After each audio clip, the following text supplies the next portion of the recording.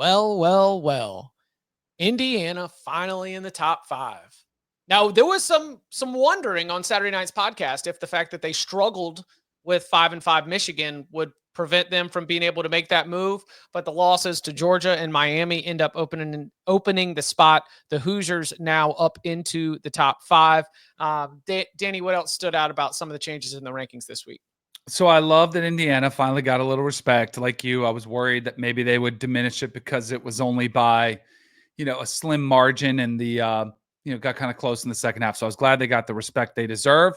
I have a question for you guys. What do you guys think is worse, losing on the road to a team that's probably going to finish 7-5 in a Power 4 conference, or losing at home to a Group of 5 team that is around 500 in the MAC? So Notre Dame and who? Miami.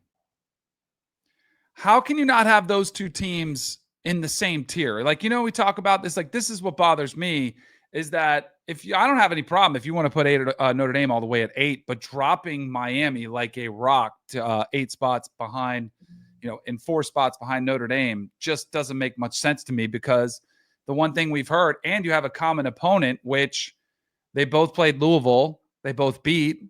One was at home, one was on the road. Like, if you want to give them credit for that, I just think Miami really got hammered, probably more than they should have. And I think there's an incredible amount of recency bias. Like, imagine if Notre Dame had lost to Northern Illinois yesterday and everything, and Miami had lost earlier in the season to Georgia Tech after Florida, Georgia Tech had beaten Florida State. I still think Miami would be like a top 6 team. They'd be like, they'd be winning right now. And that's a flaw when we do this with resumes and who's the best teams, is it's just messed up. So I thought Miami dropped way too far in the rankings for a conference loss against a team that's going to be a bowl team that's not that bad. I think I agree. It's also a product of when the Irish lost the game early.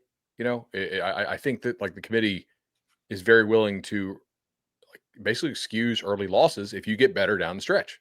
And Miami has been playing a lot of close games. Have some of them been like flukish to cause them to be close? Yeah, I think so. But also some of them have not. And Notre Dame has not been playing close games. Now, part of it's because, like, Notre Dame's schedules, it's not aging great.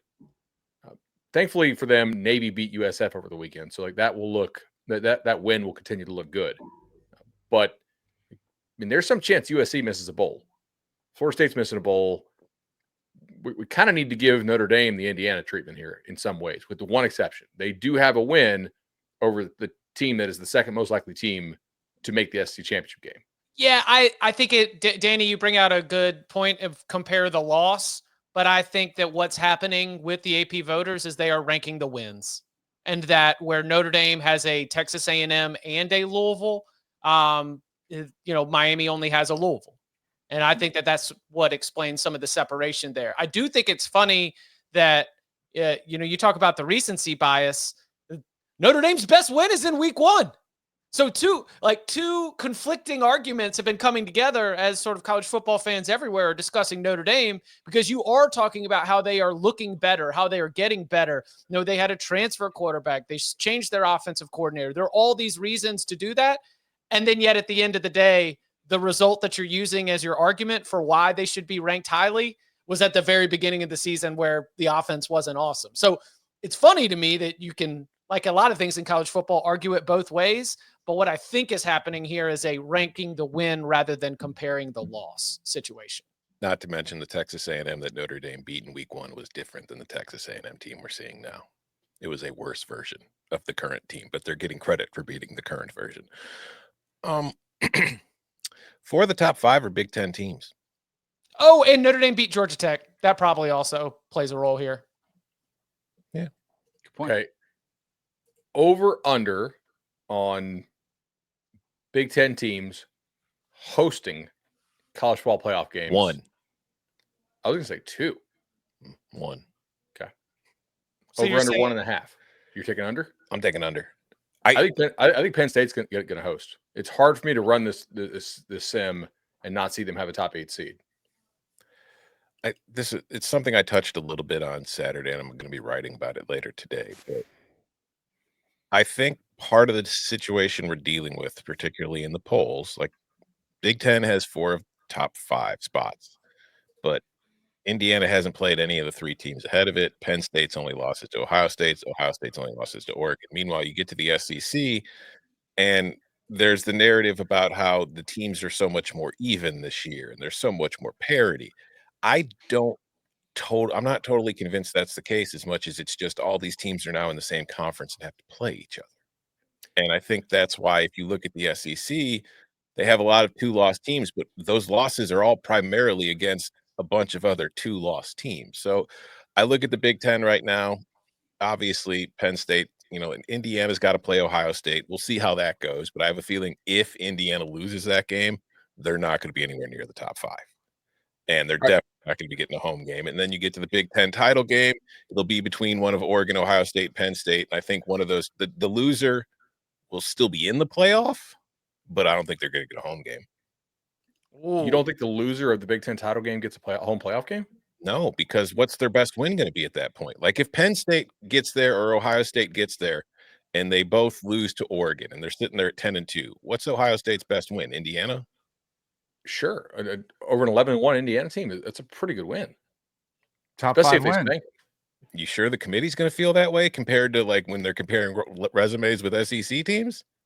I'm fairly sure that they're not going to pick multiple SEC teams to host it. Yeah, I think the Big Ten championship loser, as long as it is Penn State or Ohio State, unless somebody gets hurt, I think, like I've got Ohio State losing again and getting the 5 seed. Cool.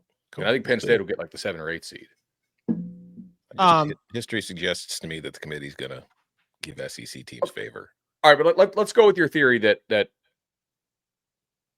if in fact like the SEC is more jumbled up than ever, which it is it because a bunch of like teams in that 3 to 8 range got a lot better, or is it because the very, very best teams are just not anywhere near as good as they were in prior years? Because I think I know what I think. I think I know what I think, but I can't be sure. Because again, like look at Georgia's schedule last year compared to Georgia's schedule this year. And we talked about this on Saturday. Is Georgia really worse, or is it just having to play a lot better teams than it did during the regular season? Because Georgia, the best team it faced all year last year was Alabama, but it didn't have to play them until it got to the SEC title game, and it lost. And I think the talent is more spread out across the league.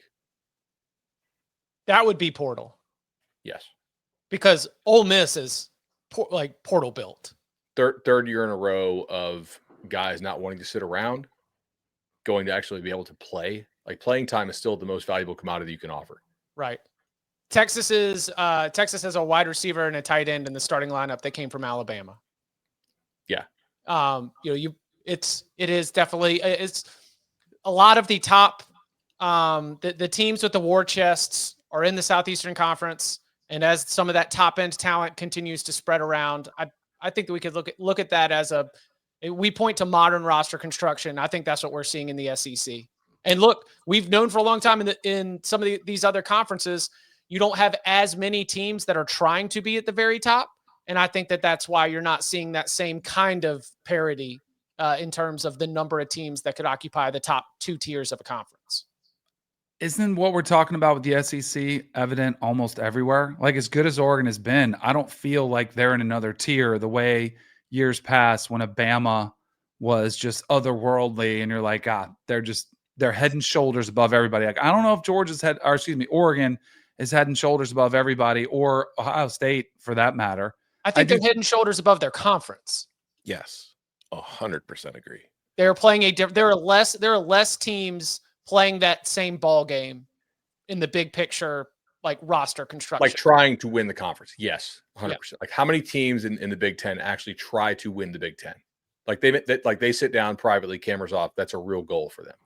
Yeah. 5, 6?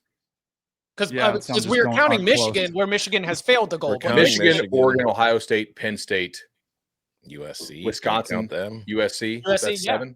Absolutely. Illinois. And maybe Nebraska lies, like long term, they lie to themselves. Sure. Yeah. Like, and Ohio actually, State on the ropes in Nebraska. That wasn't a real tough team. In the SEC, like how many is it? Right? It's like now it's 10. 2. Like Vandy, no. South Carolina, no. Arkansas, no. Mississippi State, no. Kentucky, no. Who am I missing? There's one more no. Missouri, probably not. I don't know. Coach Drink's out here saying that we're still in the playoff race because we because we beat Oklahoma in thrilling fashion. I think the point though is like the talent probably got a little more spread around in the SEC because I think more teams were spending. It's probably fair. And Southern kids generally want to stay in the South, and Northern kids are probably generally want to stay in the North. So like there's a little bit less redistribution interconference in the Big Ten and the SEC. I think it'll be interesting to see what the committee does with Indiana on Tuesday. And if you want to watch us react to that, we'll be live at youtube.com/cover3 with a college football playoff rankings reaction show. Programming note, this is the 1 week that they do it between college basketball games. So their approximation is that the show will be at 8:30. We think it'll move quickly. As soon as we've got the top 25, we'll be live on youtube.com/cover3. And just like for all these scheduled live shows, come hang out in the tailgate. People will be chatting. We can all react to it.